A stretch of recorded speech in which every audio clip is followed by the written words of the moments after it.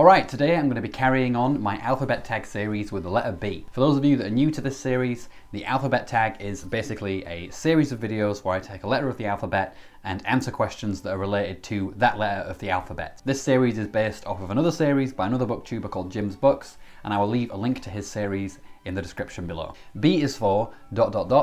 Finish the word with your favourite B named author. I mean, anyone familiar with the channel will probably already know how I'm going to answer this question, and it's going to be Emily Bronte. But first I'm going to say that it was quite hard picking my favourite author because although I do really like Emily Bronte, she did only publish one book in her lifetime, Wuthering Heights, and while that is definitely one of my favourite books, and her poetry is also fantastic, there are other B named authors who wrote more books that I also like quite a lot, so I'll mention them as well. So from the fantasy horror side, we've got Clive Barker. I think he's a fantastic writer. I think he's quite underrated actually in comparison to other kind of giants of the genre like Stephen King. He's a bit stranger, I guess, than Stephen King is. His stories are a bit more weird, I would say, than Stephen King's. But I think it's fantastic, and I like the way that he blends fantasy, dark fantasy, horror, and all of these various things together. Another one that I would give a special mention to here as well would be Ray Bradbury. I think that Something Wicked This Way Comes is a fantastic book, and I'm going to talk about that a bit more later on, so I won't get too much into it here. But also, of course, Emily Bronte is going to be the winner, because Wuthering Heights is just a fantastic story from start to finish. I really like the broken characters that we follow. They're not likable in the slightest, but still I'm fascinated by them. I'm fascinated by that story and the world that it creates. And also Emily Bronte's poetry is definitely worth reading as well. Don't just stop with the book, also have a look at those poems because they are fantastic too. B is for best. What is the best book that you have read so far this year? Well, I've actually read a lot of books that I've really enjoyed this year, so that's going to be quite hard to pick one book. I think at the moment the three that are kind of maybe fighting out would be The Witching Hour by Anne Rice, which I think is probably better than even her Vampire Chronicles books. I just love the sweeping gothic majesty of it all, the very intricate family history of the Mayfair witches, the darkness, just the whole thing is fantastic, and I really enjoyed that book. Another possible contender is a book that I read very recently, Steppenwolf by Hermann Hesse. A fantastic book about personality and what it is to be a human being and how many sides there are to a person. It's a really good book. It's kind of got elements of magical realism in, but also it could just be interpreted as a kind of psychedelic experience. A really good book, and I really enjoyed it. And the other book that I would put on the list is something that I've just finished reading today actually, which is Leaves of Grass by Walt Whitman, the original edition, which is quite short actually in comparison to the later ones, which are much longer. Leaves of Grass is a collection of poems that Whitman wrote, and they are just some of the best poems I've ever read. They feel more like chants than poems in the way that they're told. It's very kind of free form. It reminds me a lot actually of beatnik poetry and kind of improvised poetry. It sort of feels like he was really just inspired and writing this stuff when he was feeling that inspiration. Sometimes it's quite hard to follow and understand what he's saying, but I think it's fantastic nonetheless, and it's something that I'm definitely going to be reading again and again in the future. So one of those three is the best thing that I read this year. I'll decide at some point, I'm sure. B is for battle. What is your favourite literary battle? Again, could give a few answers here, but I think there's going to have to be one this time, and that's going to be the battle from the final book in The Wheel of Time. Mainly I'm picking this just because of how epic that battle is, and because of how long the series is. It's 14 books long, and they're all massive books. It was really satisfying when I finally got to that final book, and there's just this huge, intricate fight, and there are all different kinds of battles in this. You have the standard kind of war on the ground, you have people fighting fights in dream worlds, you have people having magical fights with each other, just any kind of battle that you could imagine in a fantasy world taking place, it takes place in this part of the book. And there's a whole chapter, I think, that's about 120 pages long, maybe even more than that, and it's called The Last Battle, and well, kind of describes what the chapter's about, and it's just amazing in its scope, in its size, and I found anyway that when I finally got to the end of that battle, it was one of the most satisfying reading experiences ever. And partly that's because of just the length of the series. It's really satisfying when you finally get to the end of it all, but also just the way that the battle brings tension, holds tension for so long was really impressive. I think I burst through the last battle chapter in one sitting because I was just so gripped by it. So for me it's going to be the final battle scene in The Wheel of Time. B is for Bible. What is your favourite book in the Bible? So I've actually been reading the Bible for the first time this year, mainly because I just want to read it, and I also want to read the other kind of major religious texts, because I think knowing that stuff is just quite useful if you want to kind of get into analysing a lot of literature, because it's really surprising, and this is something that I've realised as I've read the book, how many books that I've read that in some way touch upon themes from this book, and you really don't realise it, even just like turns of phrase that come from this book. It's quite something. So I've really enjoyed kind of just reading it, even if it's been a slog in places, because it's quite a hard book to read, especially, you know, if you're just going through it in the way that I am. So it's been a tough read, but it's been an experience. I don't want to say enjoyable, but it's certainly been intellectually, I guess, it's been a good experience so far. In terms of my favourite books, I really enjoyed the Book of Job. I thought that was really impressive, especially because I'm also a big Joni Mitchell fan, and she actually has a song called The Sire of Sorrow, which actually tells the story of Job. And so it was interesting having heard that song and then reading the book and then kind of seeing how these two things are interacting with each other. But even just outside of that, the Book of Job is quite a good, compelling story. I also enjoyed Genesis, at least the early part of Genesis, before it starts talking about descendants and names, because then it just gets kind of repetitive.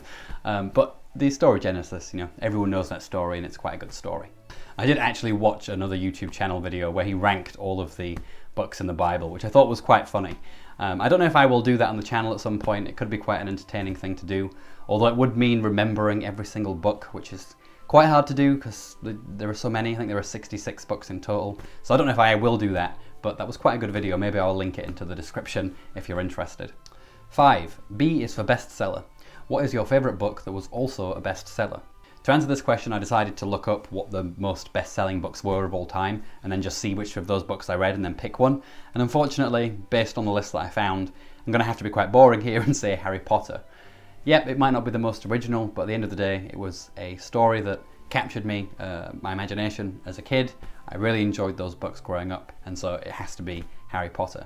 I guess though, thinking about it in terms of history and books that I know did cause quite a sensation at the time, I would say maybe The Italian by Anne Radcliffe, or The Mysteries of Udolpho by Anne Radcliffe. She was actually quite a big seller in her day, so kind of the equivalent to a bestseller, I guess. So that would be my alternative choice if we're going by history and bestsellers in the past. B is for boys. What is your favourite book about boyhood? And here is where Ray Bradbury comes back with Something Wicked This Way Comes. I have also read The Adventures of Tom Sawyer, and I do think that is also a good book about boyhood.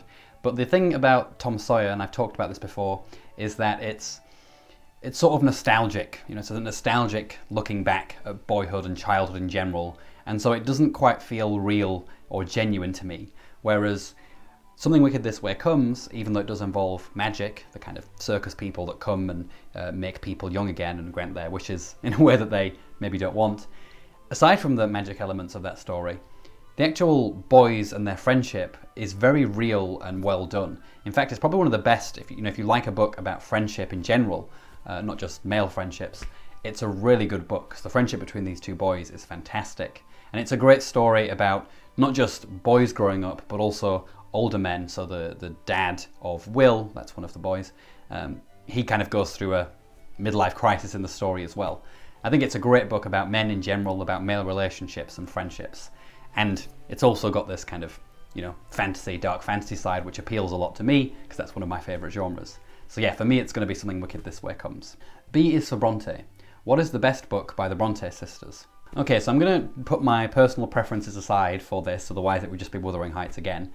Actually, I think that if we're thinking about the best book by the Bronte sisters, I'm going to have to go with Villette by Charlotte Bronte instead. My reason for this is that Wuthering Heights, although it is a fantastic book, the second half of that book lets it down a little bit. Once Catherine dies, the story kind of does peter out a bit, and the second generation aren't as compelling as the first generation, even though it's very important to tell that second generation story. Even though many adaptions leave that story out, it is important for the message of the book. But Villette, I just think, is a much more consistent story. It's also just an impressive story in terms of how Charlotte Bronte really captures and brings to life a woman who is very kind of shy and reserved, and she spends a lot of time in her head. You can kind of see later writers like Virginia Woolf in Villette. Even though Villette isn't told in a very kind of abstract, postmodern way, you can see it paving the way for that more psychological kind of story. And I think it's very underrated, just even within Charlotte Bronte's body of work as well. It's usually, Jane Eyre that's kind of lauded as her best work, but I think Villette is actually where it's at. I think it's a fantastic book. And also what I like is that with Jane Eyre you have a character that's very kind of extrovertedly strong, whereas with Villette you get a character who's a lot shyer, a lot more seemingly, you know, submissive and passive, but actually she has this inner strength and this core to her, which I think is a lot more admirable, or interesting at the very least to me, than Jane Eyre, who's a bit more spunky in the kind of standard sense of that. B is for bookshelves. Show us your bookshelves. I can do that. Most of the bookshelves in my room are quite makeshift. You've got the bookshelf here that I use in my YouTube videos as the background, so you're probably familiar with a lot of these books because you've seen them quite a lot. We've got a pile of classics there, and then we've got some more classics, then we've got kind of a mix of classics and fantasy and all kinds of things. There's all my Angela Carter books there, a sequel to Dracula. That's this bookshelf. Then we've got a small bookshelf over here with a few books on top, but mainly that's just CDs. But we've got Jane Austen there, collected work of Shakespeare there, and also The Lord of the Rings. Then over here we've got one small bookshelf of mine. This is where I keep most of my fantasy books. So we've got a bit of Clive Barker, a bit of Anne Rice, a bit of other things. Just some random David Hume there, mixed in with all the fantasy. Then over here is where I keep my Wheel of Time books, which used to be in the background of my videos, but no longer because I moved my room around. I quite like these versions. They're not as kind of fancy as some of the other ones, but I quite like the simple design, and I quite like the colour scheme that runs across them. It's very nice. And last but not least is another one of these tall, thin bookshelves. This is mostly where I keep kind of some philosophy books, and also some vinyl records, and also some Series of Unfortunate Events, which I haven't read in a long time, but I still have them to this day. B is for banned books. Are there any books that you think should be banned? What is your favourite banned book? Do I think that there is any book that should be banned? Probably not. I think there are certainly books that should be restricted. You don't want to put Marquis de Sade in a kid's library, for example.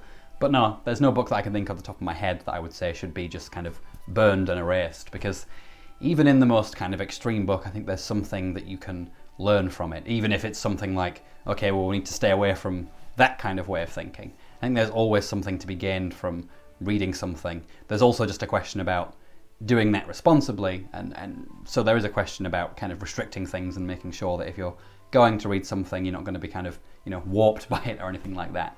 But in general, I would say no, I'm not in favour of banning any books, and there's no book that I could think of off the top of my head that I would outright ban. Also, a big problem with banning things is that you have to have a standard for banning things, and then there's always a question about, well, who's making the standard for banning things? How do they know what should be censored and what shouldn't? And so I'm always kind of skeptical of, even if you could come up with a system for, okay, this is what shouldn't be allowed, who's making that decision, and why are they electing to leave certain things out and not others? So for me, I think I'm more of a free speech kind of person there, but, you know, at the end of the day, some things are certainly things that should be restricted. In terms of banned books that I enjoy, well, there are quite a few of them, but I think one that I haven't talked about that much so far would be Naked Lunch by William Burroughs. This book was banned at least in some countries when it was published, and it was certainly controversial because of its depiction of drugs, sex, and just lots of dark, disturbing things that sometimes mingle these two things together. It's a very strange book. Basically, most of it was written while Burroughs was just high on heroin, and so it's, you know, it's really hard to read, but it's kind of dark and disturbing in an interesting kind of way. And if there was ever a book to make you not want to take drugs, it would be Naked Lunch, because it certainly doesn't make drugs seem like a fun time. And finally, we've got B is for bibliography. Have you read any author's complete bibliography? Unfortunately not. I think because reading takes a much longer time, I'm less inclined to want to just pick like an author and then go through all of their books before moving on. There are some exceptions to that. So Angela Carter, I read all of her books pretty much in one go, but that's just because she writes novels that are usually around 200 pages, so you can get through them reasonably quickly. And Angela Carter is, I think, one of the few authors whose bibliography I've actually completed. Another one would be Oscar Wilde. I've read all of his plays, I've read his fairy tale, I think he's got 2 fairy tale collections, and obviously The Picture of Dorian Gray, I've read that as well. So I think those are the only 2 where I've read everything that they've ever published. There might be some people who only published one book, so I guess I've read Emily Bronte's full bibliography as well, because Wuthering Heights and her poems. So there are a couple there, but in general, no, I haven't read many full bibliographies. But hopefully at some point I'll get to the point where I can do that, because it's quite nice to kind of see how a writer develops over time. I certainly enjoyed that with Angela Carter, because some of her first books, you know, if you read them you wouldn't even know it was her almost, because they're quite realist, they're not as elaborate or purple prosy, and then as she progresses she becomes more and more extreme in that regard. So it's quite nice if you have read someone's whole bibliography to do that, so you can see how they develop and change over time. Alright, that is it for this video. Let me know what your answers are to any of the questions that I asked in this video, and also let me know what you think of my answers to them. I'll see you all next time everyone. Ta-ra!